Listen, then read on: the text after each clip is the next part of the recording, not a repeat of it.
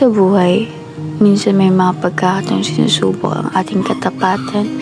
Minsan, kahit alam nating mali, parang ang dali lang gawin kasi walang nakakakita. Pero ang tanong, kaya mo bang manahimik kahit alam mong mali ang ginawa mo?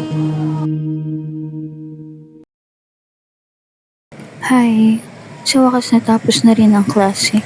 Nakakapagod talaga.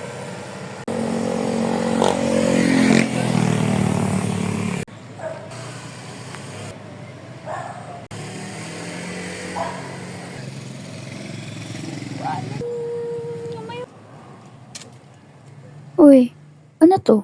Pitaka? Ang daming pera ah. At may ID rin. Si Carl pala ang may-ari nito. Walang tao, wala namang nakakita. Kung kukunin ko to, walang makakaalam. Makakabili pa ako ng bagong makeup o makakakain ng masarap. Pero, hindi ko naman pera to. Paano kung kailangan niya to? Pambayad sa tuition o pangkain?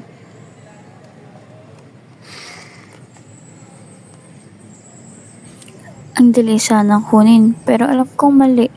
Kung kukunin ko to, hindi ako mapapalagay.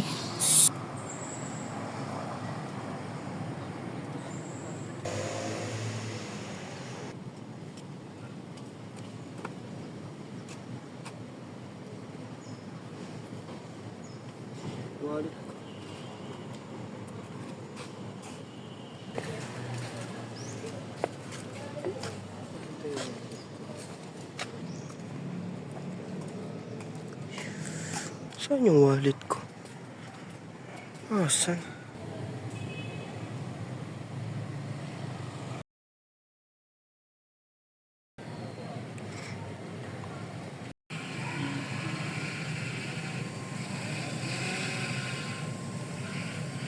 Ibabalik ko na lang.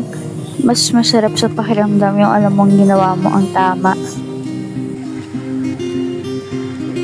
Ang katapatan ay hindi nasusukat sa kung ano ang nakikita ng iba, kundi sa kung ano ang ginagawa mo kahit walang nakakakita.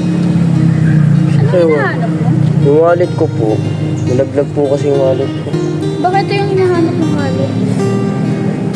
Ito nga po. Opo, ito po. Ano mo nakita? Doon napulot ko lang doon. Habang naglalakad. Nalaglag ko po ata. Maraming po salamat. Thank you po.